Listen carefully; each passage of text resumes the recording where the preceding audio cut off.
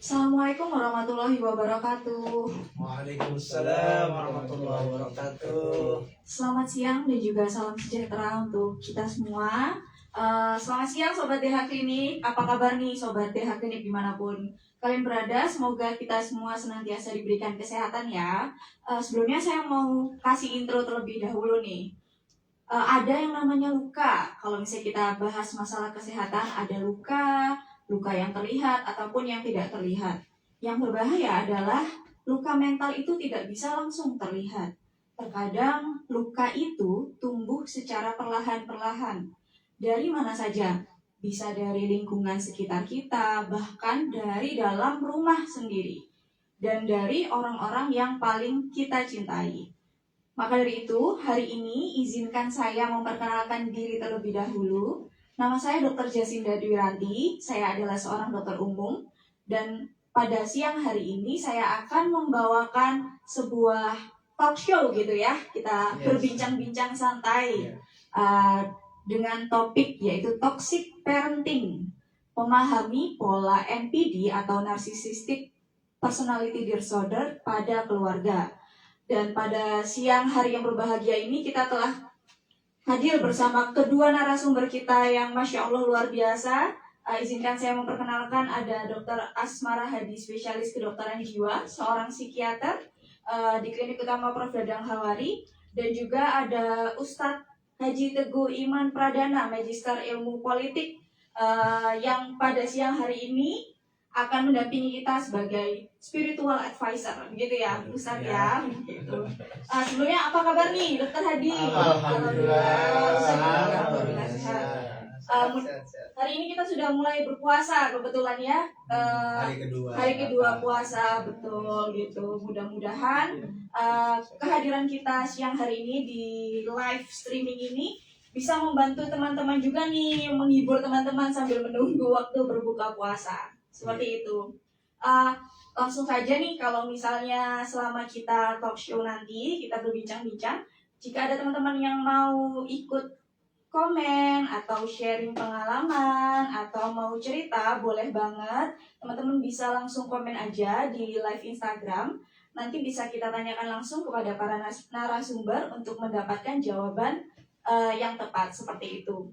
Perlu saya garis bawahi, untuk hari ini kita sharing bukan untuk menjudge atau menghakimi, mencari tahu siapa yang benar, siapa yang salah gitu. Tapi tujuan kita hari ini untuk meluruskan dan juga untuk menyadarkan diri kita agar bisa menjadi pribadi yang lebih baik lagi ke depannya. Seperti itu.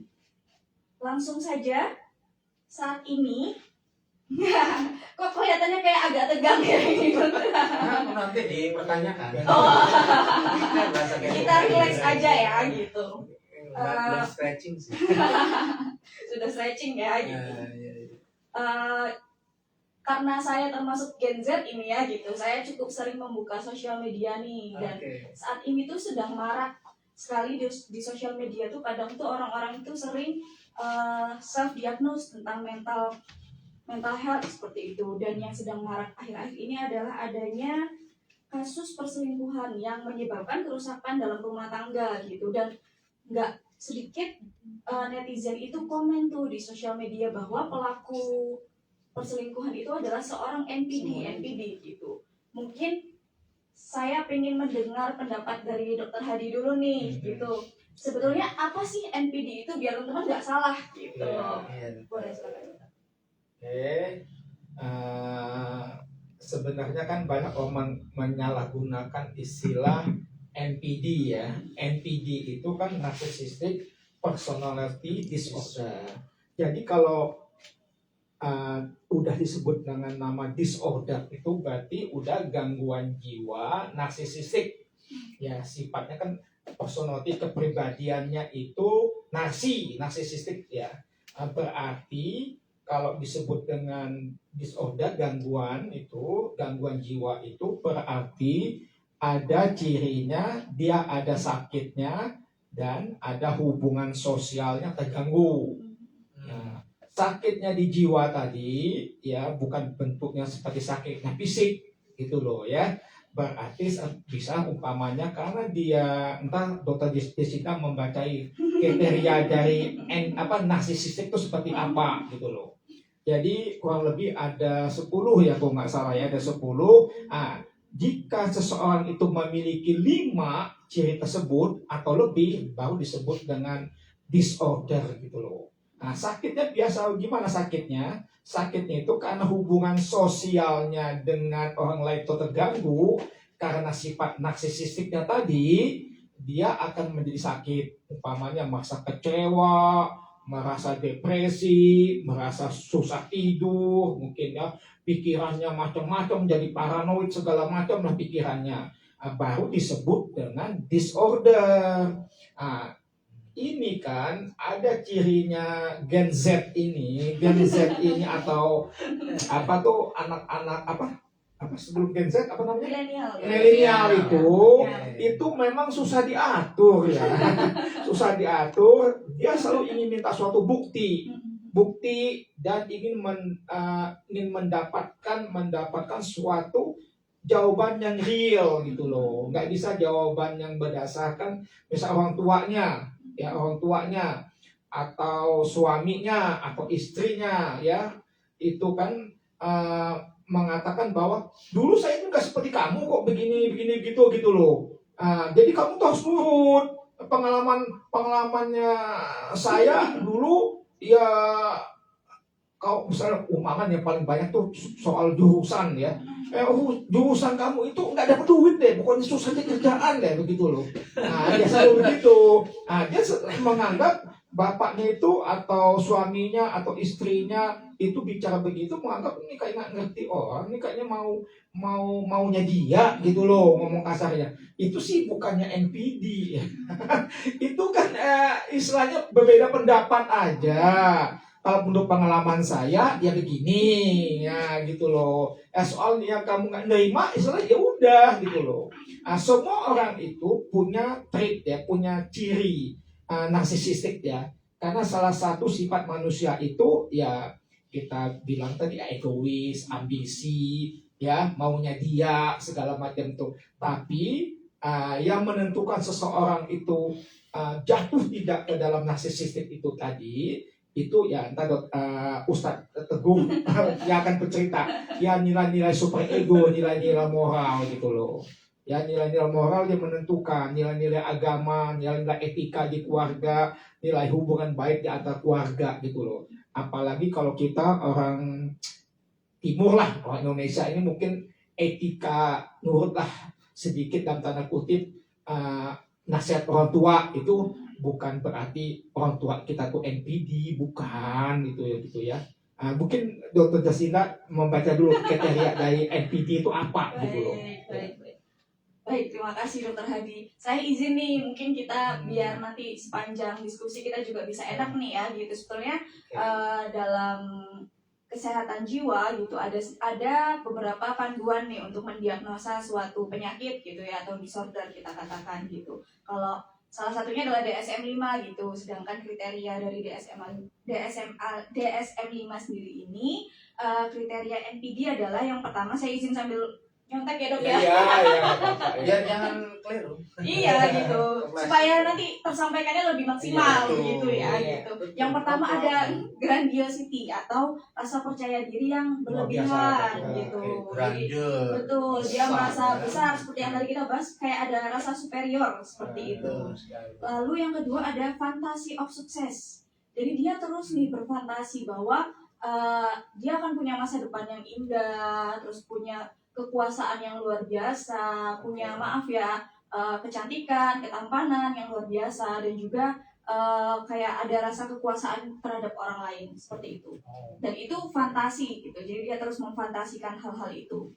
Yang ketiga adalah spesial. Jadi dia merasa dirinya itu lebih istimewa daripada orang lain. Betul, lebih unggul dibandingkan orang lain seperti itu. Yang keempat adalah excessive of admiration. Jadi dia terus ingin dikagumi oleh orang-orang di sekitarnya gitu. Karena dia merasa dia spesial, dia istimewa, dia pingin orang-orang itu terus kagum terhadap dia gitu. Yang kelima adalah rasa berhak. Jadi kadang dia ini memiliki keinginan yang tidak masuk akal. Ya, ada otoriter Ya lah gitu. lah. Nah, Tapi dia merasa hmm. meskipun itu tidak masuk akal, saya berhak mendapatkan itu karena saya istimewa gitu. Karena saya bukan orang biasa, saya bisa mendapatkan itu. Lalu yang keenam adalah eksploitatif gitu, mirip-mirip ya dengan rasa berhak sebetulnya. Jadi dia sering memanfaatkan orang lain nih. Makanya seperti yang dijelaskan Dr. Hadi tadi, kalau misalnya udah ada rasa-rasa seperti ini, nanti dia bisa bermasalah dengan sosialnya ya dok ya. Karena hubungan sosial terganggu. betul, hubungan sosialnya terganggu karena dia akan memanfaatkan orang lain untuk hal-hal yang tidak seharusnya seperti itu. Lalu yang ketujuh, lack of empathy nih. Jadi betul, jadi dia karena memanfaatkan orang lain, dia nggak peduli perasaan orang lain, cenderung tidak mau memahami begitu. Jadi dia hanya ingin perasaannya aja yang dipahami, tapi tidak mau memahami perasaan orang lain seperti itu. Yang kedelapan adalah envy. Jadi kadang dia iri terhadap orang lain. Betul. Dan dia percaya bahwa orang lain ini iri terhadap dirinya gitu. Karena dia merasa spesial, kayaknya orang ini iri deh sama aku kayak gitu nih. Kalau misalnya anak-anak zaman sekarang jealous. ya jealous gitu ya. Seperti itu. Dan yang terakhir adalah arogan. Arogan ini mungkin nanti bisa kita bahas lebih lanjut dari sisi bahwa kayak otoriter lah, buat dia yang paling hebat lah gitu ya. Seperti itu. Jadi ini minimal 5 atau lebih dari gejala tersebut baru disebut NPD. Betul. Jadi kalau misal hanya 4 atau 2 cirinya itu baru trait gitu loh. Nah, jadi kadang-kadang kita tuh bangga dong, adalah rasa bangganya. Tapi dalam arti kata mungkin kita menutupin rasa bangga tadi dalam kata bahasa agamanya alhamdulillah. Alhamdulillah. Iya, alhamdulillah begitu. Masya Allah. Jadi yang ya masya Allah gitu loh. Masya Allah, alhamdulillah saya diberi rezeki sama Allah bisa gitu. Nah itu makanya saya bilang tadi, kadang-kadang NPD itu ada juga dimanfaatkan, bukan dimanfaatkan ya, tercetus tertimbul pada beberapa pemuka-pemuka kita mungkin kan, entah Ustadz Teguh lah yang cerita itu ya. Kayaknya nggak enak bagian saya semua ini ya. Kalau soal kejiwaan karena ini bulan puasa mungkin kita banyak ngomong tentang agama sedikit lah ya. Gimana moderator?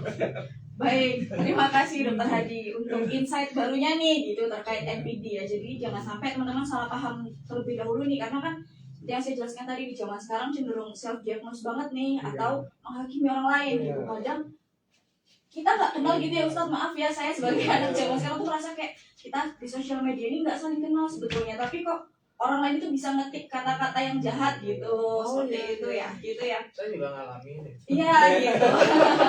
Jadi kenal enggak, maki-maki.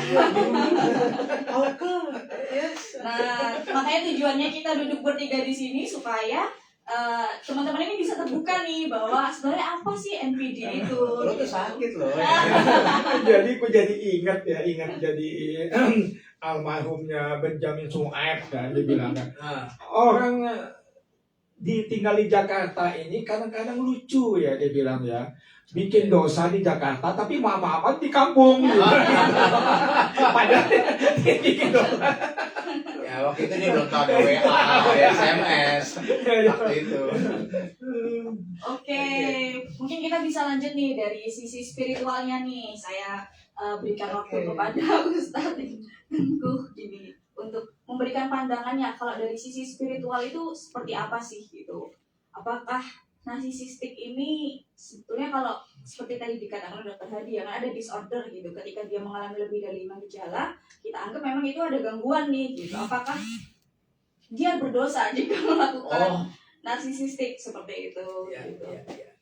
Oke, terima kasih. Assalamualaikum warahmatullahi wabarakatuh. Waalaikumsalam warahmatullahi wabarakatuh. Teman-teman netizen yang saya banggakan ya, netizen kita itu harus kita angkat betul suasana hatinya, karena netizen kita kan terkenal sekali di jagat maya dunia, bahkan salah ngomong habis aja. Oke, maaf just ini, tapi gini, saya tuh jadi ingat ya bahwa di dalam terminologi agama Islam terutama itu ada yang kita dulu sangat apa namanya bukan dibombardir, maksudnya kita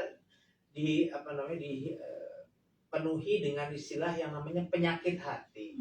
Nah, kalau saya lihat dari apa yang tadi disampaikan oleh Pak Dokter Hadi dan juga dokter, itu beberapa tuh sebetulnya adalah merupakan suatu fenomena atau gejala yang itu memang diidentifikasi oleh agama kita. Misalnya tadi soal rasa grandeur, kemudian rasa menang sendiri, itu dalam agama kita tuh ada loh yang namanya istilahnya tuh ujub. Ada beberapa penyakit hati. Ya, ada 3 penyakit hati yang saya dalam beberapa kesempatan saya bilang hati-hati karena sorry lompat dikit, in terms of perbuatan kita itu bisa menghancurkan nilai. Let's say entah itu pahala atau apapun itu yang mestinya itu sampai kepada Tuhan, tapi karena ada penyakit hati itu bisa berantakan. Nah, yang relevan dengan NPD ini istilahnya menurut saya adalah ujub. Ujub itu apa? Ujub itu perasaan bangga terhadap diri sendiri. Ya kan, tadi ada kaitannya dengan grandeur itu tadi. Kayak misalnya, nih masjid ini kalau nggak ada gue nih, nggak berdiri masjidnya. Itu paling gampang. Ya kan, apalagi lah sebutnya ini organisasi sekarang pada gaya-gayaan bikin acara. Ingat dulu siapa yang bikin jadi begini itu siapa? Bukan lo kan? Iya bukan. Udah sombong salah lagi kan gitu. Tapi perasaan-perasaan itu diakui ada. Nah, terus kemudian apalagi dalam agama juga ada perasaan yang namanya sum'ah. Sum'ah itu ya dok, Pak Dokter Hadi juga pasti udah tahu. Mengungkit-ungkit. Ya kan? Nah, perasaan mengungkit itu kan perasaan yang erat kaitannya dengan juga perasaan tadi merasa benar, merasa ingin diakui, merasa keberadaannya, ya. Jadi jangan sembarangan kamu sama saya ya. Gitu. Kalau bukan saya yang angkat kamu, jadi gembel kamu. It happen, ya. Itu bukan sering, tapi saya bahkan pernah mendengar ada ungkapan semacam itu. Kenapa ya?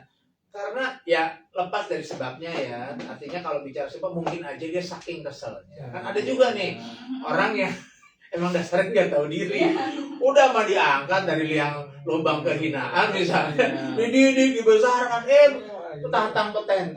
Ya Islam kasarnya nusuk teman dari belakang. Kacang lupa kulit ya. Bagai jauh panggang dari api, itu kan istilah-istilah yang nenek moyang kita tuh sudah mengidentifikasi ada gejala-gejala namanya NPD, ya kan. Nah, itu semuanya kalau dari sisi agama itu jelas-jelas satu hal yang patut dihindari betul, ya. Kesadaran dulu nih mesti ditanamkan bahwa agama tuh memandangnya, karena dari sisi spiritual itu berbahaya banget. Ya lepas nanti bahwa ada pengampunan juga dari Tuhan, misalkan saya terpaksa saya jadi ngikutin Pak Iwan misalnya. Pak Iwan jangan begitu Pak, sekarang petata. Dulu waktu jadi RT siapa yang dukung Bapak? Tapi karena saya saking keselnya misalnya, dan itu manusiawi sih, pecetus lah saya begitu. Nah, kalau bicara kayak gitu, memang saya punya resiko. Jadi apa yang saya korbankan dulu membela beliau, keluar biaya, bayar konsumsi buat kampanye, itu mestinya berpahala, bisa jadi hilang. Tapi itu bukan juga NPD gitu. Ya kesel aja. Jadi maksud saya ini, saya mungkin mau menjawab dari sisi apakah orang NPD itu automatically berdosa. Nah, kalau dalam pandangan saya sejauh yang saya ketahui, ya kita mesti melihat satu gejalanya seperti apa dulu.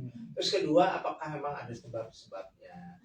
Terus yang ketiga, sepanjang dia belum nyata-nyata merugikan orang lain secara langsung, nah itu bicara dosa enggaknya bisa dilihat dari situ. Tapi kalau buat saya sih tadi kalau dari sisi pergaulan kita, memang kita juga nggak boleh ngejudge orang gitu, ya kan, dengan apalagi baru 1-2 ini TPG loh. Kita tuh emang kadang-kadang maaf ya, masyarakat kita tuh memang terlalu pintar gitu, lebih pintar dari ahli gitu. Lihat ada suami ini dikit kok patriarki loh. Gimana sih, emang dia tanggung jawab. Jadi misalnya dia masih mengayomi, dia masih mengeluarkan kewibawaan tuh patriarki. Padahal dia ngerti definisi patriarki itu apa aja enggak. Gitu kan. Nah, jadi memang dalam hal ini kita mesti membedakan antara terma-terma atau istilah-istilah yang berlaku secara umum ya dengan terma-terma yang memang secara akademik diakui. Nah, ini yang kadang-kadang masyarakat kita itu kurang bisa membedakan gitu demi semata biar kelihatan gaya gitu. Iya, betul. NPD ini orang NPD enak aja. Iya, gue NPD ya, New York Police Department. Nah, emang kerjanya di New York jadi polisi gitu. Tapi kalau soal bicara dosanya ya dilihat kasusnya, tetapi hemat saya mungkin bukan persoalan dosanya. Dalam kasus-kasus di mana kita sampai mengungkit ya tadi sum'ah, kemudian ujub, merasa bangga, itu yang berbahaya. Apa yang kita buat itu dalam bahasa agamanya seperti fata morgana nanti. Kita merasa berbuat baik, begitu kita mau minta pahalanya nanti di hari pengadilan sana, kata Allah, kelar udah tuh. Salah sih ngomong. Tapi mungkin ya lihat intensitasnya ya, yang misalnya sampai betul-betul ada kan orang yang marah cuma asal ya karena keceplosan gitu, dasar lo nggak tahu diri lo, inget tuh siapa yang ngangkat lo misalnya. Tapi kalau sudah sampai dengar semuanya nih, kalau bukan karena saya, sampai betul-betul orang tuh di jadel duel kalau bahasa Jawanya tuh di depan umum sampai dah, Bu, maaf Bu mah, mungkin lain lagi dengan orang yang cuma sebenarnya. Kira-kira sih gitu dulu tuh, Dok. Baik, sangat dapat dipahami ya. Jadi kalau boleh saya simpulkan sebetulnya memang kejiwaan ini sangat erat ya Dok dan Ustadz gitu, dengan jiwa spiritual kita gitu sebagai manusia gitu, sangat erat sekali kaitannya, karena sebetulnya apa-apa yang sudah ditulis dalam kriteria NPD tadi juga sebetulnya udah banyak dibicarakan dalam Al-Quran gitu, betul dalam agama itu sudah banyak dibicarakan gitu. Cuman mungkin memang sekarang bahasanya lebih di sophisticated. Seperti itu. Nah, yang bahaya adalah ketika nyampainya di netizen gitu yang langsung mengetik gini. Jadi tujuan kita hari ini kembali lagi ya, kita untuk sharing nih. Jadi teman-teman bisa tahu nih, nggak asal menyalahkan diri, menyalahkan keluarga, betul, orang tua kah, saudara di rumah, teman, atau mungkin orang-orang di sekitar yang mungkin sebenarnya nggak dikenali sama teman-teman nih gitu. Jadi kita perjelas lagi nih NPD itu seperti apa gitu. Mungkin kita agak lebih dalam lagi nih, tadi kita udah bahas secara superficial terkait NPD. Kita akan bahas lebih dalam gitu tentang topik kita tadi, yaitu toxic parenting gitu, memahami pola NPD dalam keluarga. Kemarin saya dikirim oleh Ustadz Teguh nih, ada yang ngirim contoh kasus begitu.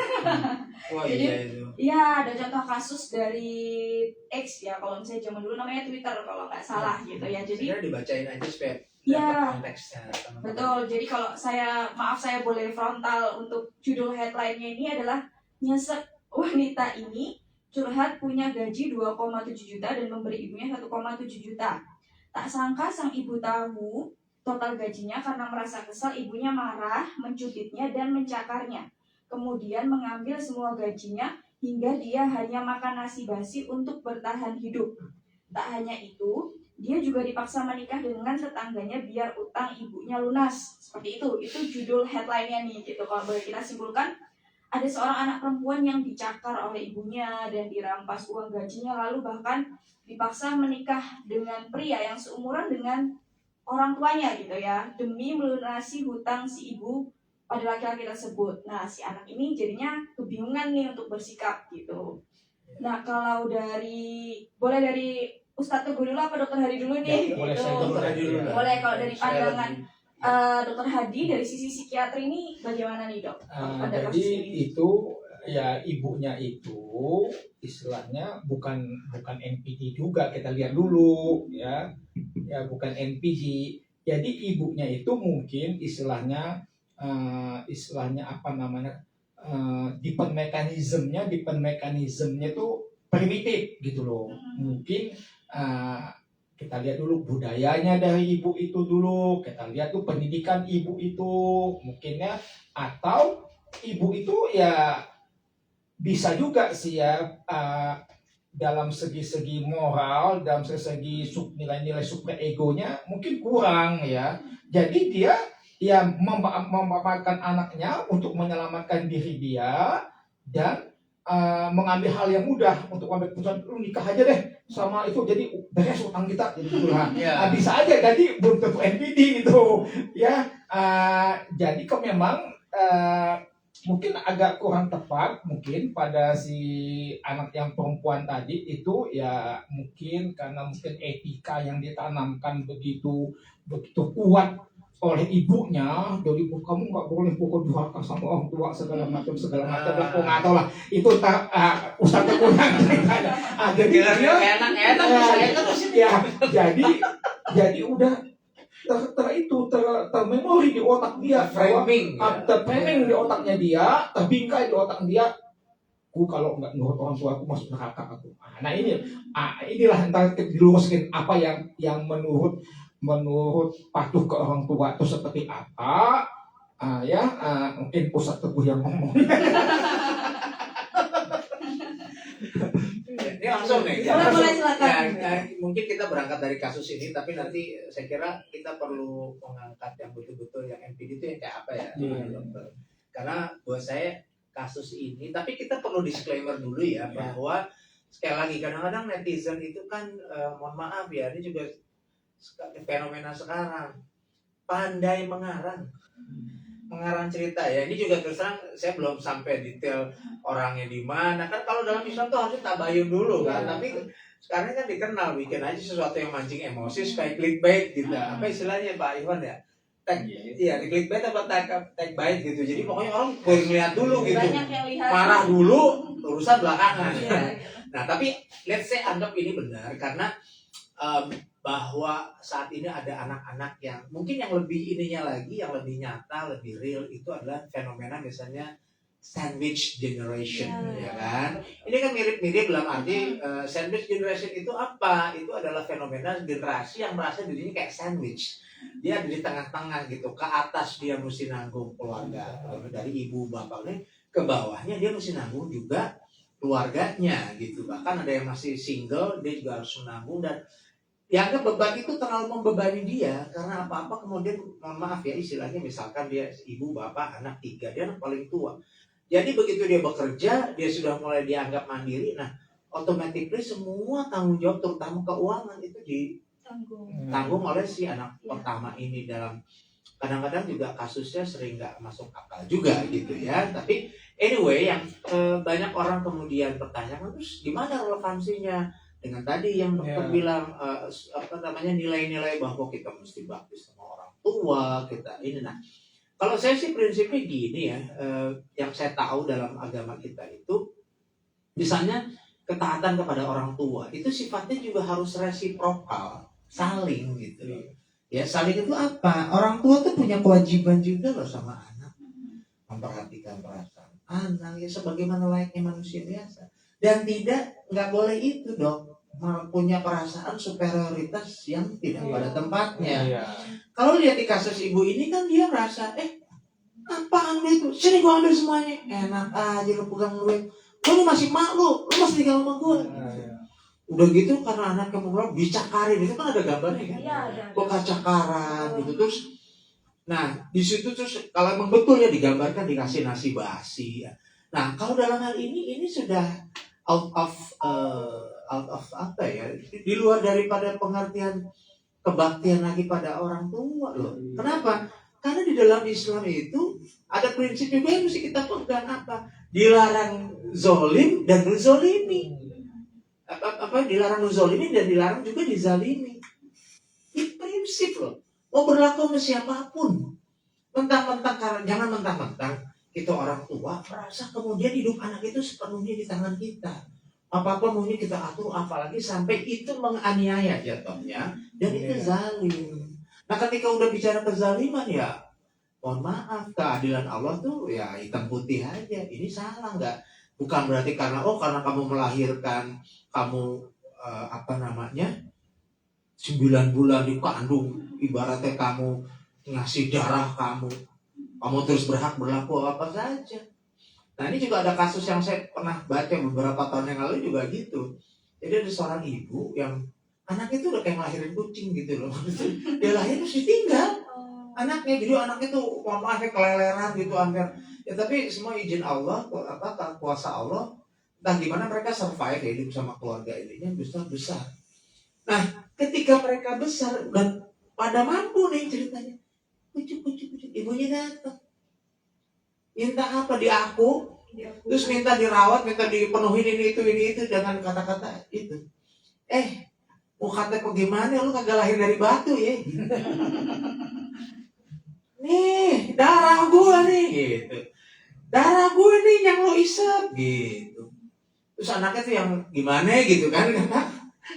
Oke, itu benar gitu. Tapi mengingat bahwa mereka begitu lahir langsung kayak begitu kecil-kecil ditinggal, kalau nggak salah dikawin lagi sama orang lain ditinggal. Nah, dilematis kan buat anaknya gitu. Nah, di sini kita mesti agak pandai juga menilai. Yang jelas ya tindakan ibu itu keliru, tapi juga buat anak-anaknya kalau misalnya gitu ya, mereka quote unquote balas dendam menelantarkan ibunya kembali, kok rasanya juga orang elok ya. Kenapa? Pada akhirnya mereka sudah tumbuh menjadi orang-orang yang berhasil. Mereka punya kemampuan. Ya, kalau dalam konteks ini kita bisa bilang sudahlah, ikhlaskan ibu, terima dia dan rawat, karena benar-benar sekarang ini adalah surga kamu nih. Apalagi kamu mau memaafkan ibumu yang katakanlah menelantarkan kamu, tapi mungkin itu cara Allah juga ya, membuat mereka lebih tough, mereka lebih survive dan mandiri itu karena nih. Coba kalau misalnya gitu ya, kalau skenario-nya berbeda, jadi malah patah di tengah jalan. Kalau mau lihat dari perspektif yang positif gitu. Dan agama mewadahi itu semua dalam arti sudah kan. Karena gini, ini mumpung puasa Pak Dokter. Iya, karena dalam puasa itu kan kita diminta menjadi orang yang bertakwa kan. Ciri orang yang bertakwa itu apa? Surah Ali Imran 133-134 Allah berfirman, A'udzubillahi minasyaitonirrajim. Bismillahirrahmanirrahim. Wasari'u ila maghfiratin min rabbikum wa jannatin 'arduhas samawati wal ardu uiddat lil muttaqin. Alladzina yunfiquna fis sarra'i wad dharra'i wal kadhimina al-ghaiz wal 'afina 'anil nas. Wallahu yuhibbul muhsinin. Jadi kata Allah, dan bersegeralah kamu kepada ila maghfirah, kepada ampunan dari Tuhan dan surga yang luasnya seluas langit dan bumi. Uiddat lil muttaqin, yang disediakan buat orang yang takwa. Terus kita mikir, ya lu jadi orang takwa nih, orang yang gak ada dosa, yang serba ini. Kata Allah di ayat berikutnya apa? Alladzina yunfiquna fis sarra'i wad dharra. Orang takwa itu adalah orang yang mampu berderma, berinfak, baik dalam keadaan lapang maupun sempit. Nah, wal kadhiminal ghaiz, dan mampu menahan amarahnya. Waduh, ini domainnya Dokter Hadi semua. Dan yang terakhir, wal afina 'anil nas. Ini yang terus terang ya mudah diucapkan tapi sungguh berat di dalam pelaksanaan. Kalau saya tanya sama Bu Dokter, lebih mudah mana Bu? Meminta maaf atau memberi maaf?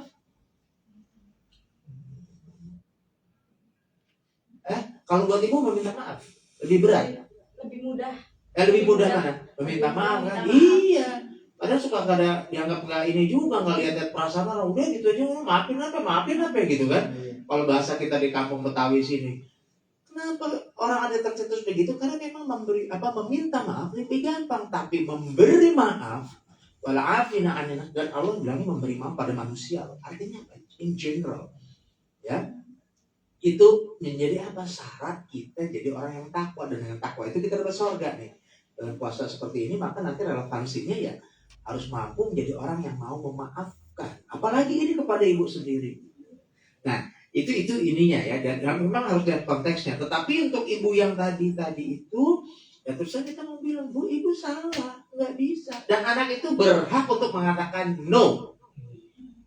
Ya, dan dia tidak, tadi yang Dokter Hadi bilang, nggak perlu takut, gue jadi doraka gue, otomatis auto neraka nih gue. Enggak sama sekali. Kenapa? Karena Rasulullah saja Shallallahu Alaihi Wasallam figur panduan kita itu. Dalam banyak kesempatan beliau itu sangat ada banyak contoh di mana beliau itu memperhatikan. perasaan anak ketimbang orang tua. Sampai misalnya pernah ada satu kejadian, nanti bisa dicek sumbernya. Nabi itu pernah ada ibu-ibu bawa anak bayi, Bang. Terus anak bayi itu digendong Rasulullah dan dia pipis kena bayinya Rasul. Itu sama ibu itu ya mungkin karena nggak enak gitu. Itu kan renggut begitu saja. Dan di situ keluar sabda Nabi Shallallahu Alaihi Wasallam yang kurang lebih artinya adalah berhati-hatilah dalam bertindak seperti ini terhadap anakmu karena luka yang ditimbulkan. Karena kamu tidak pernah tahu luka yang timbul di jiwanya itu seperti apa. Bayangin. Nabi itu sampai kayak begitu, apalagi itu sampai dicubitin, hartanya dirampas, naudzubillah. Jadi memang untuk ibu yang kayak gini, yang ibu ini yang mesti dinasehatin. Anak ini perlu dibawa ke LPSK, Lembaga Perlindungan Saksi Korban, dilindungi justru. Dan ibunya harus dinasehatin, kalau enggak ya pisahin dulu sementara, punten ya. Jadi anak itu intinya jangan takut dosa, sepanjang memang dia betul-betul dizolimi, menyingkir lebih baik. Punten. Saya tambahin lagi ini, Silakan. ya, personality disorder ini itu ya sulit sekali diobatin dalam tanda kutipnya. Banyak yang datang ke saya, ya itu sangat sulit sekali, apalagi nilai-nilai superego, nilai-nilai etika, nilai-nilai agama di dalam keluarga tersebut tidak tertanam dengan baik. Ya hampir ya saya lihat ya hampir yang datang ke saya ya semuanya itu nilai-nilai agamanya tidak mengerti dari arti nilai-nilai agama. Jadi dia melakukan agama tersebut adalah ritual aja seperti biasa.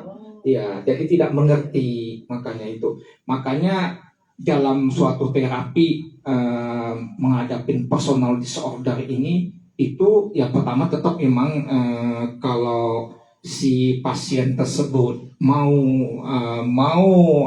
untuk minum obat ya paling kita kasih ya obat-obat jenis psikotropika untuk menekan hasratnya. Tapi untuk menyembuhkan ya beberapa teman saya joke ya di sama-sama dokter jiwa itu mengatakan orang sakit schizophrenia dalam tanda kutip orang gila gitu schizophrenia itu ada obatnya, ada antipsikotik gitu loh. Tapi kalau gangguan kepribadian ini personal disorder itu nggak ada obatnya loh.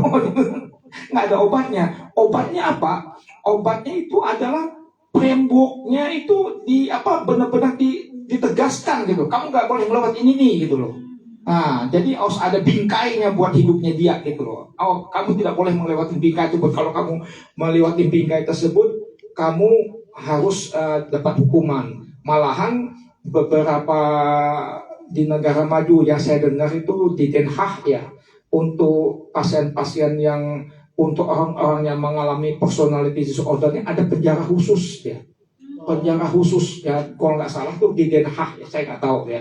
Di Den Haag dekat Spijkenisse sana ya, kalau nggak salah tuh. Di Den Haag itu ada kota Spijkenisse nama itu sebelahnya laut gitu loh, laut ya kayak model di Ancol gitu loh. Nah itu pik lah kayak gitu. Jadi ada penjara khusus untuk personal disorder itu ya, jadi yang melanggar HAM itu di sana tuh tempatnya gitu loh, di Spijkenisse dekat Den Haag ya, dekat Den Haag. Saya pernah lewat, makanya saya tahu waktu itu berapa puluh tahun yang lalu itu pernah ke Spijkenisse. Betul tinggal di situ karena saudara saya ngontrak rumah di situ. Karena itu termasuk ada kota wisatanya, itu agak mahal itu kontrak di situ itu. Aku lebih begitulah saya bilang. Oke, baik. Tanya dulu sih, Saya jadi setelah mendengar ini saya jadi ada pertanyaan yang ingin saya tanyakan ke Dokter Hadi. Kan seperti kisah yang tadi juga dijelaskan oleh Ustaz Teguh gitu ya, maksudnya memang sebenarnya banyak sekali gitu orang tua yang bersikap seperti itu kepada anaknya gitu. Nah, pada anak-anak kalau boleh kita katakan maaf ya korban gitu ya, korban dari orang tua yang mengalami NPD begitu. dampaknya seperti apa nih ke kesehatan mental? Dari kesehatan mental dulu nih, pada anak ini dampaknya seperti apa gitu? Dampaknya ya anak itu sulit berkembang ya, karena jadi emosinya dia, kreativitasnya dia, ya nggak bisa berkembang, nggak bisa berkembang. Biasanya anak-anak seperti itu ya nggak bisa jadi leader gitu loh.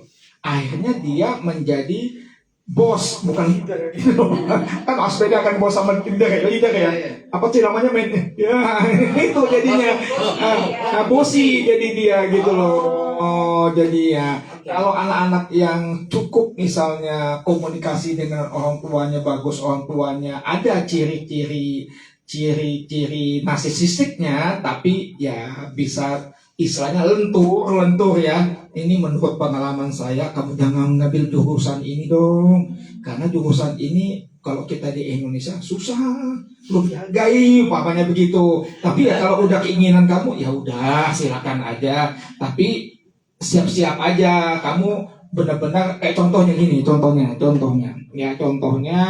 orang tua zaman dulu kan selalu menganggap kan dokter itu pokoknya akan jadi kaya gitu loh, kan istilahnya kan dokter jadi kaya ya.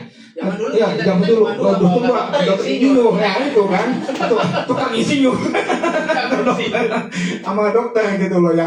Zaman sekarang mah dokter nggak bisa lagi. Dulu bisa aja zaman dulu tuh dokter itu adalah sahabat pasien. Tapi zaman sekarang ini dokter itu adalah musuh pasien. Dia bisa menuntut kita, bisa memenjara kita gitu loh. Ya memenjara dokter. Makanya berbeda. Nah, jadi saya ingat dari pesannya Prof Dadang dulu mengatakan ke saya itu, kamu selalu mengucapkan ke dalam suatu terapi keluarga itu bahwa didiklah anak kamu sebaik mungkin, karena anak kamu itu berbeda dengan kamu dulu itu loh, baik dalam pola pikirnya, baik dalam pergaulannya, perilakunya, medianya, segala macam berbeda. Jadi cara mendidiknya harus berbeda. Jadi kalau belum siap, dalam arti kata belum bersiap dalam berimprovisasi, dalam berkomunikasi dengan anak-anak, apalagi anak generasi Z ini, waduh, banyak belajar sama Ustadz Teguh. Saya juga punya persoalan tersendiri. Ya tapi Bang, hidup kita emang untuk ngadepin ujiannya itu jadi satu mindset yang harus kita saya udah boleh komentar. Masa saya nunggu ditanya gitu. Tapi betul sih apa yang Dokter Hadi bilang gitu ya. Ini ungkapannya Pak Dokter Dadang ya. Dan itu saya kira beliau itu mengutip dari ungkapannya Ali bin Abi Thalib radhiyallahu anhu, ya kan, ketika beliau dikabarkan pernah mengatakan seperti itu, didiklah anakmu karena dia akan hidup di zaman yang bukan zamanmu. Oh, itu dalam banget, menurut saya juga visioner banget, dan nggak habis pikir Imam Ali bisa sampai sedalam itu ya, tapi karena beliau orang pintar dan soleh begitu. Yang itu kemudian menurut saya juga diadaptasi secara bebas oleh Khalil Gibran kan, dengan kata-katanya itu, anakmu bukan milikmu. Iya gitu. Nah jadi kembali ke soal tadi, apakah misalnya anak yang itu bisa disembuhkan atau enggak gitu ya. Kalau saya melihatnya dari sisi spiritual, harusnya sih bisa ya, karena begini. Dalam agama kita itu secara umum kan dasarnya kita ini lahir dalam keadaan fitrah ya. Fitrah itu apa? Fitrah itu adalah satu kondisi kejiwaan yang selalu cenderung kepada kebaikan. Gitu. Makanya ada hadis yang terkenal itu, kullu maulid yuladu 'alal fitrah kan. Setiap anak yang lahir itu dalam keadaan fitrah. Orang tuanya lah yang kemudian menjadikannya Majusi, Yahudi dan Nasrani. Artinya apa? Bahwa basic groundnya itu kita tuh sebagai manusia itu bersih, baik. Ya, cuman kemudian ada pengaruh itu tadi sosiokultur, pendidikan, everything. Itu yang mempengaruhi kita bakal jadi ini, jadi itu, jadi lebih benar apa mungkin jadi salah. Nah, oleh sebab itu, karena konsep fitrah ini, saya juga percaya bahwa setiap orang yang bermasalah itu sepanjang fitrahnya mau dicolek itu bisa bisa untuk kembali benar. Saya mungkin agak sedikit ini agak personal sebenarnya. Ketika misalnya saya merasakan betul ikut kajian-kajian zikirnya almarhum Ustadz Arifin Ilham. Ya. Jadi Ustadz Arifin itu kan selalu mengingatkan kita bahwa yang namanya zikir itu ibaratnya bejana yang penuh. Hati kita itu ibarat bejana yang kasih banyak arangnya gitu. Yang dulu masak itu kan pasti cemongan tuh pakai kayu bakar Pak ya. Zaman kita kecil dulu kan. Nah itu hati kita kalau diibaratkan itu, maka yang kalau wajan itu dicucinya pakai sabun, pakai kreolin, pakai ini, maka yang membersihkan hati kita itu ya zikir itu. Nah saya terus terang mengalami sendiri ya betapa saya misalnya saya tuh punya perasaan-perasaan negatif lah, namanya juga manusia. Misalnya saya nggak suka sama si Anu gitu karena ya hal-hal yang sebetulnya juga nggak prinsip, tapi nah itu yang saya nggak ngerti bisa. Nah, tapi saya ingat betul pada hari itu saya kebetulan juga diminta menjadi MC di acara Indonesia Berzikir di Masjid Sunda Kelapa tuh. Jadi saya tuh memandu acara itu, ada Ustadz Arifin Ilham. Nah, subhanallahnya ya, itu ada satu momen di mana entah gimana tiba-tiba saya membayangkan orang itu. Dan itu berasa hati ini kayak plong gitu. Misalnya nih saya sama dokter Hadi ada masalah gitu, ngeliatnya, kan berasa tuh hati kita yang ya gimana gitu. Ini tuh bisa hilang dong. Berasa gitu. Nyatoknya tuh udah biasa aja gitu. Nah itu yang jadi kalau dari perspektif agama ya memang ada dalilnya kan jelas ya. Ala bidzikrillahi tatma'innul qulub kan. Jadi ingatlah bahwa dengan zikir itu hati menjadi tenang, hati menjadi lapang dan seterusnya. Hanya saja memang harus kita akui pengertian zikir di sini akan kembali kepada seberapa intens kita berzikir. Zikir macam apa yang kita lakukan, berapa lama. Karena ada juga orang yang mengakukan, aduh kok udah zikir berapa, nggak tenang-tenang ya gitu. Aku masih gelisah, masih apa. Nah dalam konteks ini saya ingin mengatakan memang pada akhirnya, terutama kita di zaman modern ini ya pendekatannya mungkin tidak cukup hanya zikir ansih. Ya kan? Nah, itulah makanya kita butuh bantuan dari yang namanya ilmu pengetahuan, dalam hal ini kesehatan jiwa.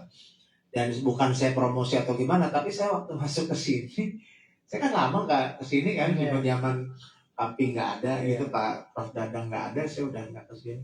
Tapi begitu saya lihat fasilitas apa, saya harus tersadar gitu bahwa ternyata yang namanya teknologi itu di tangan orang yang benar, di tangan orang yang baik, itu bahkan bisa dalam tanda petik mengintervensi pikiran, perasaan, dan itu halal.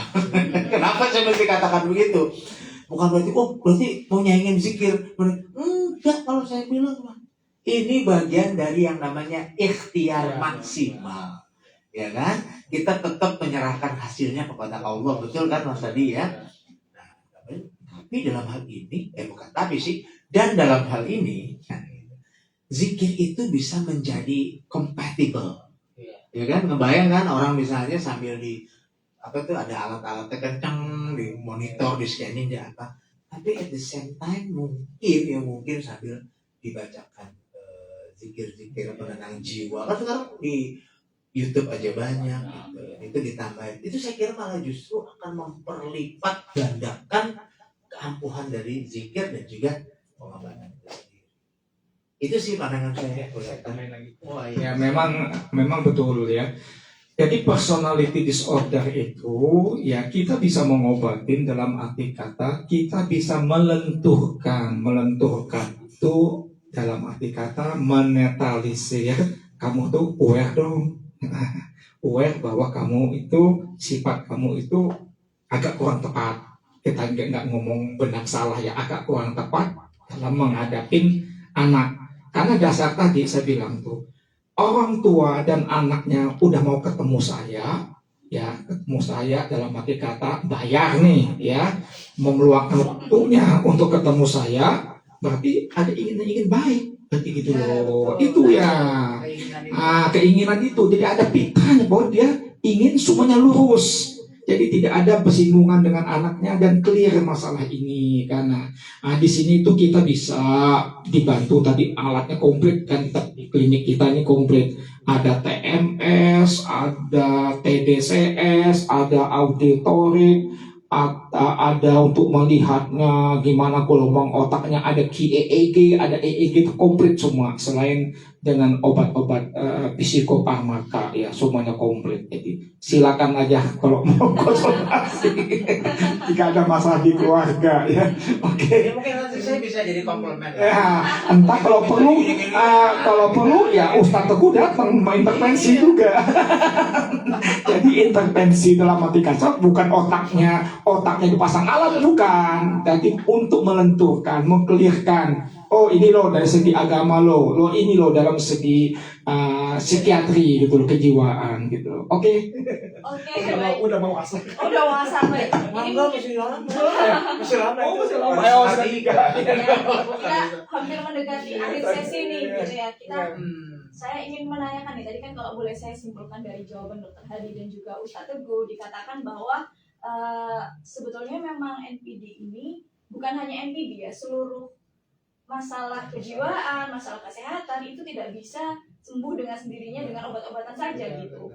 Perlu dukungan dari orang sekitar, terus habis itu lingkungan, dan juga pastinya dari Kemauan diri sendiri, spiritual. spiritual, Oh, yes. gitu. Jadi di kita ini ada empat roda ya. Roda pertama itu biologik, psikologik, psikososial, dan religi. Ya, jadi kita menggunakan secara holistik 4 komponen ini. Jadi dalam terapi psikiatri, karena ustadznya susah juga standby di sini, kadang saya jadi ustadz sedikit, ustadz sempolan. Itu bisa saya bisa dihubungi nomor saya. Tapi gini, saya sedikit kemarin itu sebetulnya waktu saya share pelayan ini sudah ada yang bertanya, mungkin saya mau tanyakan. Jadi komentar dari kawan saya di Solo, dia bilang, "Tat, ngadepin orang NPD itu susah loh," katanya. Karena apa? Satu, umumnya mereka tuh nggak mau sembuh. Yang kedua, gejalanya nggak bisa dideteksi katanya gitu, terlalu halus gitu. Kelihatan baik atau gimana. Nah, tapi kalau melihat penjelasan dari Dr. Hadi tadi ya berarti tinggal di di review dengan ciri-ciri yang 10 tadi atau 8 ke 10 tadi. Oh, berarti ini orang patut diduga. Itu pun kita ngomongin juga patut diduga ya. Nah, tapi berarti kalau bagaimana dengan pendapat beliau mengatakan itu susah sembuhnya. Gimana? Memang itu egonya seorang yang NPD itu egonya ego sintonik namanya ya, ego sintonik. Dia tidak tahu, tidak sadar, dan tidak mengerti bahwa itu dia NPD. Kalau kita ini misalnya ya, kita umumnya tuh ego kita tuh ego distonik. Kita sadar apa yang kita lakukan, tapi kok kita nggak kuasa, kok nggak ngelakuin ya. Umpamanya ini seperti contohnya pada orang OCD ya, obsessive compulsive disorder. Dia sadar kayaknya udah ngunci pintu kok, tapi kenapa masih cemas sih? Balik lagi ngecek lagi. Nah itu ada. Atau yang paling sering lah pada umat muslim itu yang mengalami OCD itu, waduh kayaknya batal ya, ngambil wudhu lagi. Tapi ngambil wudhu tuh bisa 5 kali, atau dia takbir atau ihramnya bisa 10 kali. Itu OCD. Itu namanya ego distonik. Dia sadar apa yang dilakukan tuh gak benar, tapi kenapa dia tidak bisa melakukan, tidak bisa mencegahnya.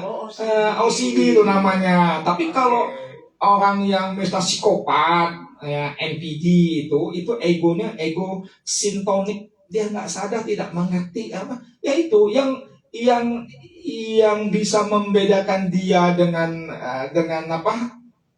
trait apa enggaknya ya, bisa trait atau udah disordernya, itu awareness aja, kesadaran dia. Tadi kok maunya saya ya. Apalagi dia bukan MPD, baru trade aja. Ya, saya izin komentar tuh, karena ini saya jadi langsung relate dengan pengalaman saya bertahun-tahun yang lalu waktu saya masih bujangan dan tinggal di Cipinang. Punya imam sholat tuh kayak begitu. Salli. Allah, astagfirullah. Salli. Jadi jemaah tuh kagok habis. Jadi nggak nih, jadi nggak nih. Udah takbir tuh jadi batal. Dan itu berkali-kali. Iya, itu Nah, OCD ya, oke. Nah, tapi juga satu sisi, sebetulnya saya ingin ketika kita belajar bahwa secara fikih saja, yang kayak gitu-gitu, udah pilih yang yakin, harusnya selesai. Kayaknya udah belum batal lah ya. Yakin belum ya udah, pilih yang diyakini gitu. Itu satu. Yang kedua juga, kadang-kadang perasaan-perasaan ini, misalnya dalam terma beragama ya dok. Itu biasanya lahir dari perasaan ingin jadi sempurna. Apapun itu pengen sempurna. Terutama dalam hal yang sifatnya ritual badaniah sebenarnya. Kayak wudhu gitu. Saya tuh punya gambaran saya almarhum tuh waktu diceritain sama ibu saya bagaimana dia dididik sama ulama di daerah Kemayoran itu. Itu yang namanya wudhu tuh benar-benar sampai harus wah gitu. Semuanya benar-benar harus sempurna. Itu ke bawah sampai dia gede, sampai dia mohon maaf udah tua, bangkotan gitu. Wah kalau cuman ibarat ngeliat orang keceplak-keceplik aja dia kayak gitu lah. Nah itu apa namanya perasaan-perasaan yang lahir karena keingin sempurnaan dari sisi ibadah ritual. Kuncinya adalah akhirnya ilmu. Iya, ilmu, semuanya di ilmu. Punya ilmu ya. Jadi prinsipnya pokoknya jangan kita membenarkan sesuatu hal itu ya sesuai dengan keinginan kita gitu loh. Contohnya kita menjudge teman saya itu kayaknya NPD deh, karena dia mau gitu. Nah, belum tentu bisa aja kita aja NPD, karena kan ada istilahnya apa tuh itu nama istilahnya. Dia menilai seseorang sebenarnya dia ngerti bahwa sebenarnya dia itu saya sebenarnya gitu loh. Itu di ilmu kejiwaan itu. Counter transferan bukan counter transferan apa namanya itu lupa saya. Reaction formation namanya. Reaction formation misalnya Apa itu? reaction formation itu artinya gini. Saya bisa menilai Mas Teguh nih. Wah, celananya cingkrang segala macam lah, misalnya kayak gitu macam-macam lah ya. Wah ini, aku ada jenggotnya. Waduh, ini Pajero nih. Pajero apa? Pasukan jenggot Rasul apa Pajero? Pajero. Sebenarnya ada sesuatu yang dinilai di diri dia sebenarnya mau seperti itu. Tapi nggak bisa, belum setingkat itu. Mungkin ada faktor malu lah, munafik lah, segala macam sebenarnya.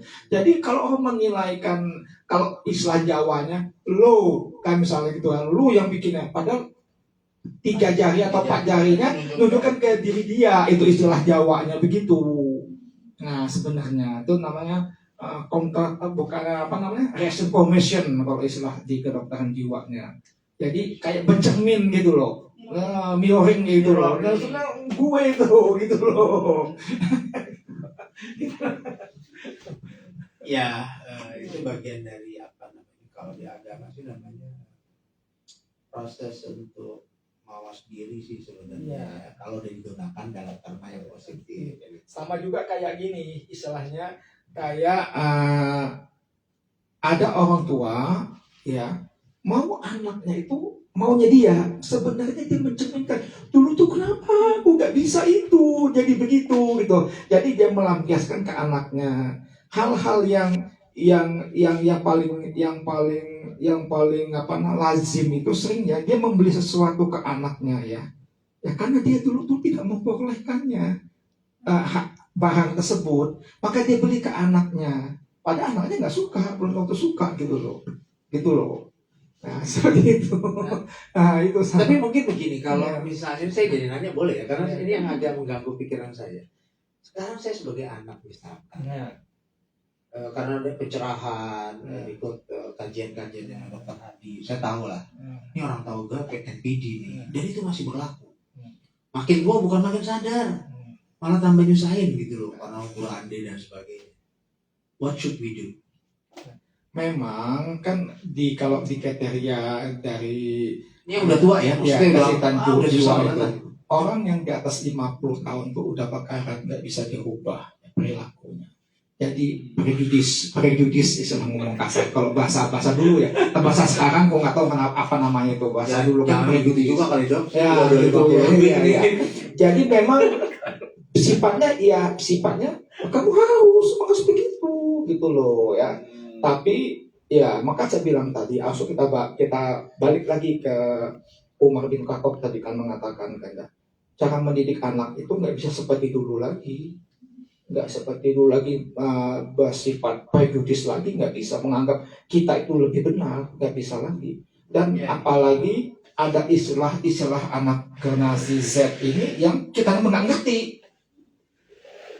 kita. Dulu saya nggak ngerti loh. Ini saya bilangnya apakah saya dikatakan bodoh, apa masa bodoh, saya nggak tahu pikiran. Ghosting dulu. Nggak ngerti apa itu ghosting. Ghosting gitu loh. Nah, udah tuh ada istilah mereka itu di beberapa itu mengatakan kalau kamu suka makan durian, kamu jangan jualan durian. Dibilang gitu. Apa maksudnya itu? Gue nggak ngerti gitu loh. Istilah mereka itu banyak sekarang gitu loh. Ya, banyak juga nggak ngerti. Iya, banget. Iya, benar loh. Maksudnya di sini duriannya durian harfiah. Iya, gua yang ngerti. lain gitu kan. Kan makanya saya berdebat sama anak saya. Ya memang ada pepatah orang Cina di kampung saya, di Pangkal Pinang, saya bilang kalau dia jual bubur, dia makan tajin. Saya bilang gitu. Dia bukan makan yang dia jual gitu loh. Bukan begitu, dibilang dia jelasin maksudnya apa gitu loh. Itu istilah manajemen gitu istilahnya gitu loh. Oh gitu. Iya, aku udah gak ngerti gitu loh. Nah ada tuh di YouTube saya karena sudah kesal berdebatan dia saya gak begitu dengar di YouTube itu. Kalau nggak suka durian ya masih anu sih apa itu apakah pengertian kalau zaman kita dulu kan ada istilahnya Belah durian kali itu ngerti lah itu maksudnya malam pertama. Cuma ini belum atau mungkin belum nyampe ya infonya gitu. Coba mungkin udah. Iya, sebetulnya memang karena kalau kita boleh katakan perkembangan zaman ini terus terjadi gitu ya. Maksudnya generasi ke generasi, istilah harfiah semua terus berkembang, ilmu-ilmu juga terus berkembang gitu, dan ini mungkin yang perlu kita khawatirkan juga gitu. Kalau boleh kita kembali ke topik tadi kan bahwa toxic parenting gitu ya, NPD dalam keluarga gitu. Nah, jangan sampai kita seperti yang dikatakan oleh Dr. Hadi, keseringan itu memang karena kita tidak bisa menjadikan diri kita seperti itu. Jadi kita mencap anakku harus seperti ini nih kayak gitu. Jadi kesannya ada keinginan-keinginan pribadi yang disalurkan melalui orang lain. Kalau dalam konteks ini adalah dalam konteks keluarga seperti itu. Mungkin untuk memberi kesimpulan akhir nih, saya ingin menanyakan pendapat Dr. Hadi dan juga Ustadz Teguh. Sebetulnya pesan apa yang bisa diberikan kepada keluarga, mungkin orang tua atau anak yang dalam lingkungan keluarganya ini ada orang yang mengidap NPD, seperti itu dari segi psikiatri dan juga dari segi spiritual. Pesan apa yang bisa diberikan? Ya, kita balik lagi ke pokok masalah. Memang kalau orang tua itu, apalagi saya bilang tadi di atas 50 tahun ke atas itu memang dia punya sifatnya bakar ya. Udah susah ya, karatannya udah nempel sekali ya, dan sifatnya ada prejudis. Tapi kalau orang tua yang baik itu, yang ngerti itu ya, dia tahu dia menghadapi anaknya itu berbeda dengan zamannya dia itu ya, dan dibantu oleh nilai-nilai super ego, nilai-nilai moral, etika segala macam. Dia tahu cara gimana sih meredam anak tersebut gitu loh, berkomunikasi dengan anak tersebut. Makanya saya ingat pesannya Bob Dadang itu dulu kepada saya itu, cobalah kamu ada waktu untuk berdiskusi ke anak kamu, minimal aja 5 menit untuk berdiskusi.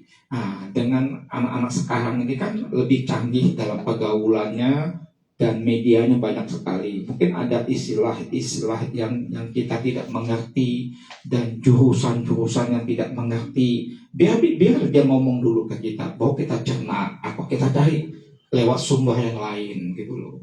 Ya kan banyak sumber-sumbernya sekarang ini, banyak kan coach-coach yang mengajar tentang hal tersebut gitu loh, tentang apa istilah anak kekinian gitu loh, istilah ngomong kasarnya tadi. Ya gitu aja. Ya, kalau saya justru menemukan ada satu ayat di Al-Quran itu juga menurut saya menarik ya. Yang kurang lebih itu artinya ini di surat At-Taghabun ayatnya, mohon maaf saya lupa persisnya, kalau nggak ayat 10-11 itu. Tuhan tuh bilang, wahai orang-orang yang beriman, sesungguhnya di antara pasanganmu dan anak-anakmu itu ada yang menjadi musuh bagimu. Ya, tapi wa in ta'fu wa tasfahu wa taghfaru gitu. Tapi jika kamu memperbaiki, kamu mengampuni, istilahnya astagfiru, maka itu menjadi satu hal yang Allah sukai. Nah, saya melihat bahwa betapa sangat relate-nya ayat ini, terlebih dalam konteks sekarang. Instead of mengatakan orang tua yang toxic ya, NPD, saya melihat justru gejala-gejala NPD itu justru banyak terjadi di anak-anak. Ya mungkin karena belum sampai 10 ya, tapi misalnya gini, mereka merasa punya pandangan yang benar sendiri. Mereka pengen diakui. Salah, tapi tetap pengen diakui. Kan banyak yang kayak begitu. Terus apa lagi? Saya minimal ingat ada 3 tuh. Udah masuk belum tuh ya jadinya? Makanya merasa benar sendiri mah. Ya itu, merasa benar sendiri, pengen diakui, pengen didengar, dan cenderung, mohon maaf, malah mandang rendah ke orang yang dianggap nggak selevel. Udah gitu terus malas aja gitu. Ya, akhirnya kalau dia merasa itu tidak dia perolehkan, akhirnya putus asa dan suicide, bunuh diri. Itu Ada juga yang kayak begitu. Apa tuh bahasan nanti yang berikutnya ya, bunuh diri di kalangan anak-anak dan remaja.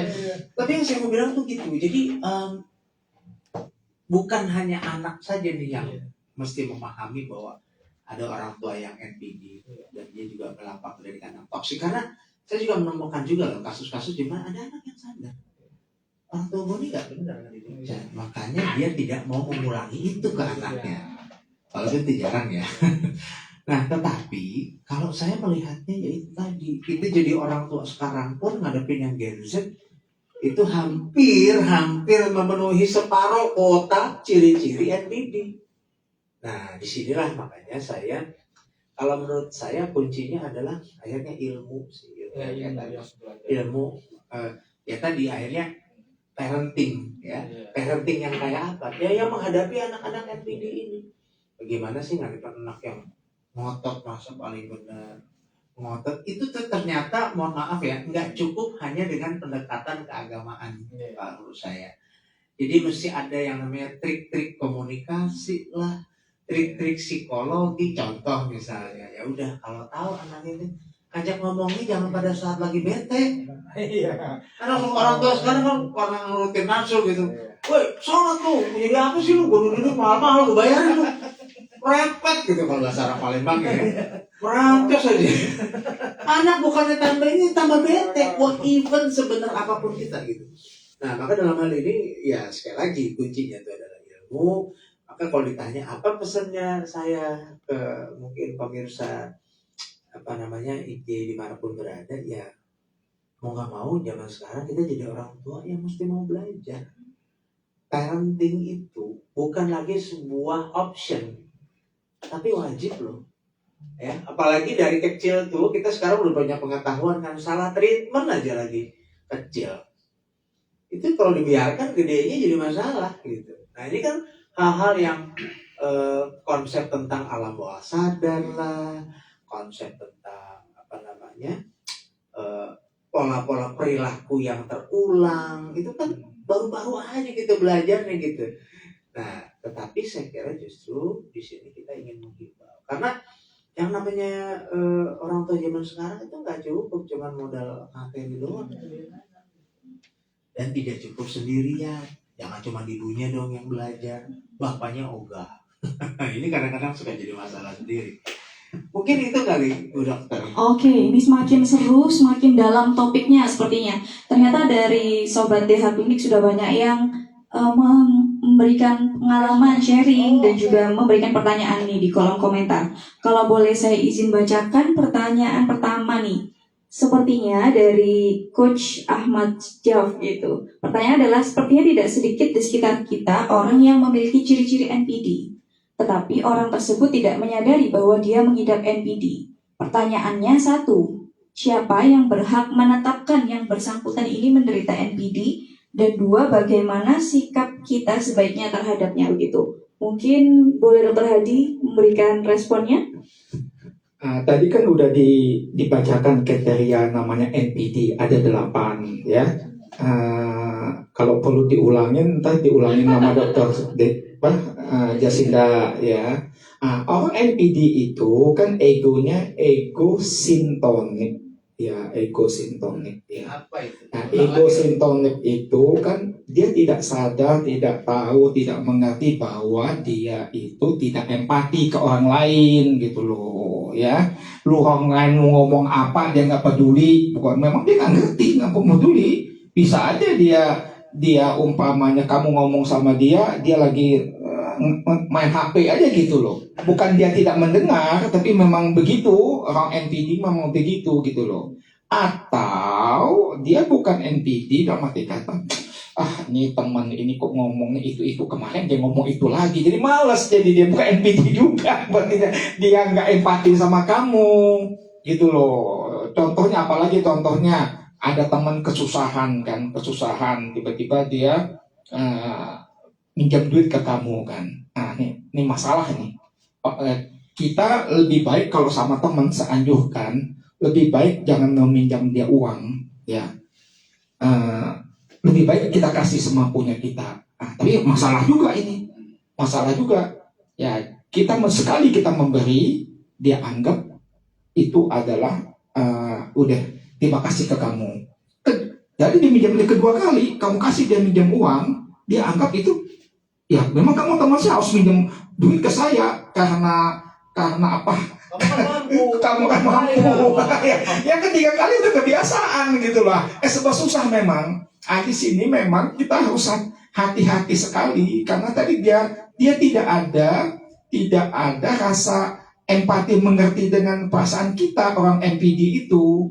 Gimana kita bersikap? Ya udah, terbaik kita menjauh aja dari dia. Setelah kita menjauh dari dia, semua online menjauh dari dia, baru dia aware dengan diri dia. Biasanya dia akan timbul rasa sakitnya, sakit depresi, merasa dicuekin, udah itu mungkin sulit tidur karena dia merasa nggak ada yang membantu dia. Biar dia berobat, datang biasanya ke saya, biasanya ke psikiater, baru saya yang ngobatin dia gitu loh. Nah gitu ya. Jadi memang saya bilang egonya ego sintonik. Jadi memang ya udah dijauhin aja. Ya mungkin saya ingin ngasih perspektif karena kebetulan saya nemu kasus yang saya nggak tahu dimasukkan video apa enggak, tapi saya sampai ada mengetahui lah, dan bahkan saya juga kenal ada orang yang bahkan ke setiap orang dia berhutang, sampai para yang dihutangi itu membuat grup WhatsApp. Serius, grup WhatsApp dari yang dihutangi oleh si X. Dan mereka saling ngedumel satu sama lain gitu. Karena orang itu nggak sadar-sadar. Nah ini saya juga mau tanya, kira-kira solusinya gimana? Dia datang, sampai didatengin. Karena kan ada istilah gini, kalau kita menegur orang yang gimana gitu ya, cari orang yang dianggap, dipandang, itu udah dong, dikumpulin gitu. Yang terjadi tambang aja, tambang itu apa ya? Tegar ini aja, tegar tangkuk. Ya makanya tadi karena egonya ego sintonik, saya bilang tadi dia tidak mengerti. Lu mau ngatain dia, hina dia segala macam, dia nggak mengerti. Nggak ngerti atau nggak mau ngerti, nggak mau tahu. Nggak tahu. nggak tahu perasaan kan, nggak ada empatinya kan, udah dibilang kan nggak ada empatinya. Nah terus yang kayak gitu gimana? Lo kasih Ya, tuh grup ya makanya grup WhatsApp tadi itu. kita kalau teman ya dalam hal mengutang ini bukan urusan bisnis ya, lain ya, yang kita melakukan itu lebih baik kita membantu Bantu aja, saya ya. bantu aja. Nah, udah saya bantu, saya ikhlas saya kok udah gitu. Ya. Kalau di kampung saya nggak terkenal ya di kampung saya, kamu mau makan sampai pecah perut, oke silakan saya bayarin kamu, tapi kalau duit entar dulu. Kata orang Betawi bilang duit nggak ada saudaranya. Daripada sakit hati. Iya. Ya mungkin karena saya harus memberi timbalan dari sisi spiritual. Ya kalau saya bilang sih itu bantulah, la yukallifullahu nafsan illa wus'aha, kan kira-kira gitu ya. Jadi Allah saja tidak membebani seseorang melainkan lebih dari kemampuannya. Yang jadi masalah kadang-kadang perasaan nggak enakan gitu loh. Ya kan, dalam kasus misalnya hutang gitu kan. Tapi orangnya udah NPD, dia nggak peduli, nggak empati, terus aja minta sebanyak udah dikasih. Ya. Mau nggak mau di sini kita mesti berlaku sikap tegas gitu, menjaga jarak, menjaga umum betul kan. Nah kalau bisa mah, kalau ini ya itu tadi doakan gitu, karena yang membolak-balik hati itu kan cuma Allah. Ya Allah kasihan sebenarnya kita, betapapun ini kan masih hitungannya saudara lah, teman baik lah gitu.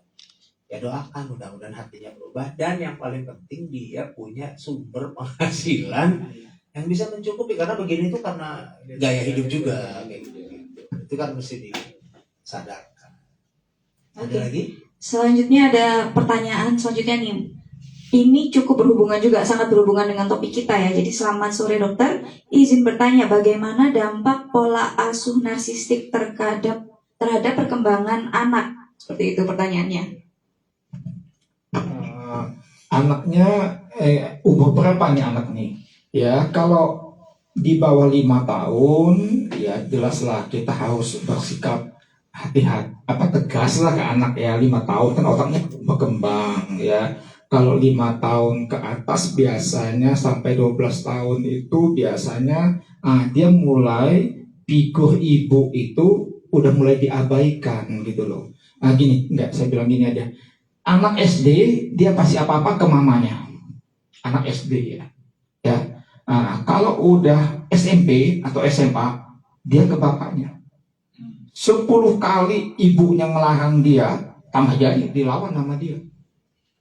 Ya, sudah. Tapi kalau bapaknya ngomong, itu biasanya lebih, karena dia udah tokoh imitasinya udah berubah ke bapaknya.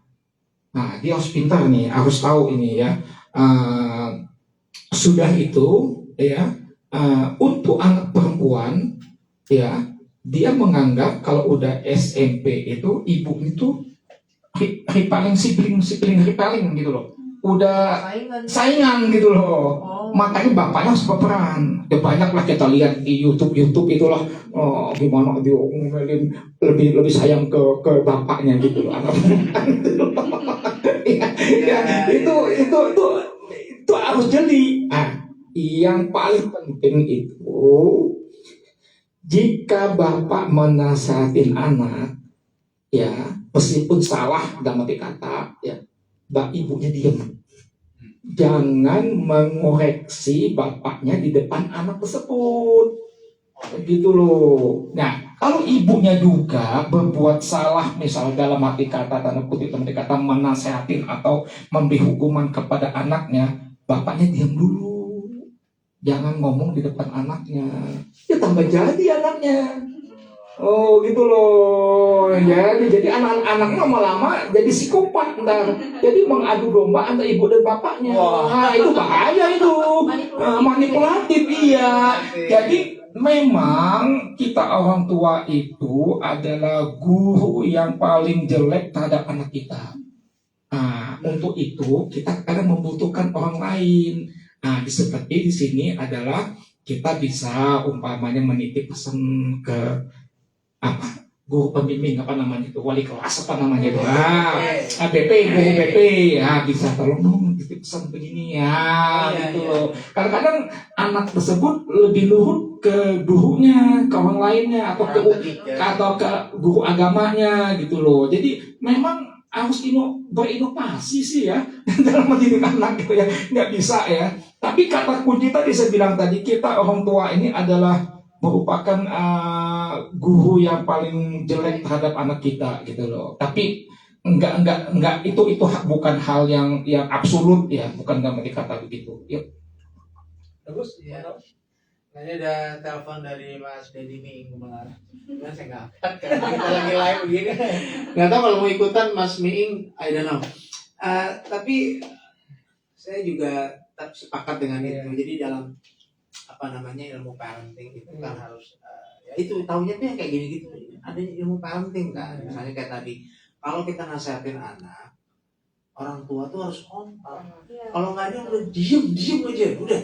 Nanti di belakang baru kita karena betul ya, saya kira memang salah satu risiko dari ada pertentangan tuh minimal anak tuh bingung ya mesti gue pegang gimana ya gitu. Parahnya yang lebih parah jadi psikopat sih baru ngerti juga, oh jadi dia ntar manipulatif bisa domba juga. Orang tua bahaya. Nah, saya kira itu jadi memang sekali lagi kuncinya itu adalah ilmu. Dan ya kita harus legowo lah untuk menerima kenyataan. Oh ya, satu lagi juga kalau dari perspektif agama tuh ya, kalau kita ingat peran bapak ini yang kadang-kadang sorry ini agak sedikit ini melebar, tapi saya perlu mengingatkan bahwa peran bapak itu di dalam mendidik, terutama di sisi moral dan nilai anak, itu perannya adanya di bapak. Kenapa? Kalau kita lihat yang namanya Quran itu kan sampai mengeksplor 2 kisah di mana yang peran itu bapak. Satu, nasihat Luqman kepada anaknya, kan tahu kan? Itu kan basic semua, wahai anakku, sembahlah Allah, jangan kau mempersekutukannya karena mempersekutukannya adalah dosa yang besar. Terus gitu ada berapa poin, itu adalah pendidikan moral basic dari seorang ayah kepada anak. Terus kemudian juga dalam kisah pengorbanan Ismail, itu kan digambarkan gitu untuk keputusan yang begitu urgent yang menyampaikan tetap bapak Nabi Ibrahim, tapi di situ ada proses dialog antara bapak dengan anak, which is Nabi Ismail itu sudah mulai besar kan gitu. Nah, jadi kalau kita mau merujuk ke sana itu sebenarnya ya pesan pentingnya adalah wahai para bapak, jangan pernah menganggap bahwa urusan parenting itu urusan mama. Itu yang sebenarnya kalau kamu aja. Padahal pada usia SMP lah ya, yang paling itunya usia SMP itu yang paling terpengaruh dengan peer group tadi itu. Makanya peran bapak itu harus ada sebagai tokoh imitasinya. Ya, jangan sampai tokoh imitasinya bapak itu diambil oleh orang lain. Nah itu biasanya itu. Tapi ya bapaknya itu dalam arti kata ya harus menunjukkan sikap yang itu di dalam keluarga. Sikap gimana sih, sikap kalau bahasa agama sikap sebagai imam. Ya betul ya ini juga lagi-lagi memang satu tantangan ya buat kita para bapak, karena memang kita tuh jadi rujukan untuk anak-anak kita, terutama anak laki ketika mereka dalam proses pencarian ini identitas. Dan untuk anak perempuan juga bapak itu adalah kasih pertama loh. Sehingga kalau kita salah menempatkan posisi kita terhadap anak perempuan kita dan juga sikap kita kepada istri dan itu dilihat anak perempuan kita, anak tuh akan ada punya masalah secara kejiwaan kan, misalnya nggak percaya diri lah, nanti gampang bucin lah sama laki-laki yang padahal sebetulnya adalah buaya-buaya di mana-mana itu gitu kan. Nah tetapi juga yang ingin saya katakan tuh tadi bahwa ketika seorang ayah itu menyadari peran-peran strategisnya, nah, itu rasanya sih saya berharap Indonesia tuh akan bisa berubah. Saya masih ingat, ini mohon maaf sekali lagi ini, tapi ini saya betul-betul pengalaman nyata. Jadi saya suka waktu anak saya masih kecil itu, saya terima rapot kan. Jadi anak saya sekolah di sekolah alam. Itu kalau terima rapot kita berdua lah, suami istri gitu. Dan gurunya juga ada 2, laki perempuan. Terus saya sampai ditanya, Bapak katanya, ingat Pak Nunu yang nanya, Bapak tuh dekat sekali ya sama anak saya waktu itu Mumtaz. ya biasa aja sih Pak gitu kan. Kita nggak boleh, oh iya gitu. Tentu saja kita harus tawadu dong. Tapi maksudnya adalah kenapa nanya gitu Pak gitu? Iya, karena Mumtaz itu kata dia nih, kata gurunya kalau lagi ngobrol, kita anak saya masih kelas 1 atau kelas 2 gitu. Kalau dia lagi ngobrol sama teman-teman ya, maka kata-kata yang sering keluar gitu adalah kalau menurut ayahku, menurut ayahku. Jadi oh iya, wah, sampai saya ditanya-tanya. Ya, emang dasarnya saya orang yang talkative ya. Jadi saya suka ngobrol, suka berbincang sama anak. Even waktu mereka masih kecil-kecil dan sampai juga kemudian mereka dewasa gitu. Apalagi. Nah, pesan saya itu, please deh untuk para bapak supaya jangan jadi orang tua yang toksik. Talkative deh, terutama ayah gitu. Paksain kalau perlu. Nak, kamu habis ngapain kamu? Oh hebat, wah. Oh gitu ya, wah keren, ayah bangga. Itu nanti mungkin perlu sesi tersendiri, tapi poin penting saya tuh di situ. Karena di agama sendiri letak fondasi nilai-nilai moral yang basic itu adalah para bapak. Dari tokoh Luqman dan juga Ibrahim alaihissalam. Saya kira itu. Baik, terima kasih banyak atas paparan dan juga sesi tanya jawab. Mohon maaf nih sebelumnya Sobat Teknik, karena waktu kita terbatas, jadi mungkin tidak semua pertanyaan bisa kita jawab pada siang hari ini. Mungkin nanti bisa kita adakan sesi berikutnya untuk membahas topik-topik lain yang tidak kalah seru dan juga menarik. Jadi kalau misalnya Sobat DH Klinik ada ingin mengusulkan nih, misalnya ada bikin topik atau hal-hal yang ingin diangkat, boleh banget menghubungi Instagram kami atau sosial media kami. Jadi nanti kami bisa mempertimbangkan untuk mengangkat topik tersebut untuk dibahas di lain waktu, seperti itu. Sebelumnya saya mau mengucapkan terima kasih banyak kepada Dr. Asmara Hadi, spesialis kedokteran jiwa, dan juga Ustadz Teguh Iman Pradana, Magister Ilmu Politik, atas waktu dan kesempatan yang telah diberikan pada hari ini gitu. Mohon maaf sebesar-besarnya apabila ada salah kata yang kami ucapkan. Sebelum mengakhiri sesi live pada hari ini, izinkan saya memberi sedikit ringkasan dan juga kesimpulan atas apa yang sudah kita bahas pada siang hari ini, siang hingga sore hari ini. Jadi sesuai dengan topik kita tadi, yaitu toxic parenting, memahami pola NPD dalam keluarga. Perlu kita ketahui terlebih dahulu apa sih NPD itu. Jangan sampai kita self-diagnose atau mendiagnos orang gitu ya. Seperti yang dijelaskan tadi, udah ada kriterianya nih, ada 9 kriteria apa-apa saja yang menjadi ciri dari NPD gitu. Apabila dia memenuhi 5 atau lebih dari 9 itu, maka bisa didiagnosa NPD. Tapi jangan juga karena udah browsing sendiri, merasa, oh aku begini, aku begitu. Pastinya harus tetap seek for help gitu. Apabila teman-teman merasa ada masalah dengan dirinya kah, atau dalam lingkungan keluarga, orang tua kah, anak, boleh banget segera mencari pertolongan. Bisa berobat ke dokter spesialis jiwa untuk diberikan pengobatan dan juga terapi-terapi yang sesuai, seperti itu. Lalu peran keluarga ini sebetulnya sangat penting seperti yang dijelaskan tadi ya, bukan hanya ibu saja gitu yang berperan dalam parenting keluarga gitu, tapi peran ayah, sosok seorang ayah itu juga sangat penting dalam membentuk karakter seorang anak gitu. Apabila ada permasalahan, bukan hanya NPD mungkin ya, memang hari ini kita khusus membahas terkait NPD pada keluarga gitu, tapi kalau misalnya kita boleh kesimpulkan bahwa sebetulnya seluruh masalah di orang tua itu akan memberikan dampak dan luka secara yang tidak disadari terhadap anak gitu. Jadi mungkin luka itu tidak terlihat secara langsung, tapi luka yang kecil lama-lama akan membentuk suatu kepribadian seperti itu, atau pola dari pola kepribadian yang menetap pada anak gitu. Maka dari itu sebagai orang tua ada baiknya juga kita perlu mempertimbangkan kesiapan kita sebagai orang tua, membicarakan bagaimana pola asuh terhadap anak, dan juga tidak lupa mempertimbangkan dari sisi agama seperti itu. Lalu yang terakhir, apabila kita mengalami suatu gangguan apapun itu, jangan lupa bahwa tidak hanya obat medis saja yang bisa memberi pengobatan, terutama pada masalah kejiwaan gitu. Dari sisi spiritual juga perlu kita kuatkan lagi nih gitu. Jadi ibaratnya tembok utamanya adalah dari sisi spiritual gitu. Karena apabila kita tidak paham dengan diri kita sendiri, tidak paham dengan agama yang kita percaya, seperti itu, pengobatan pun tidak akan bisa berjalan dengan maksimal ya dokter ya, seperti itu. Jadi buat teman-teman, apabila teman-teman merasa ada hal yang tidak nyaman atau mungkin keluarga yang dirasa bermasalah, jangan takut, jangan malu untuk segera berobat.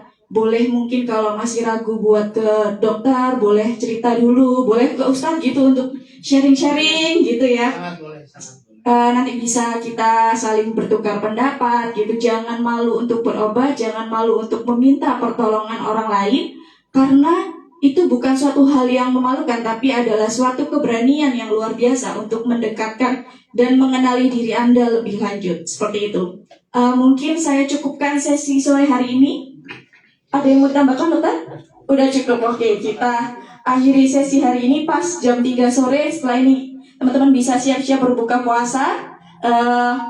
Sebelumnya saya mohon maaf sekali lagi apabila ada salah kata. Saya akhiri. Wassalamualaikum warahmatullahi wabarakatuh. Terima kasih. Oh, barakah. Terima kasih betul, Ustaz.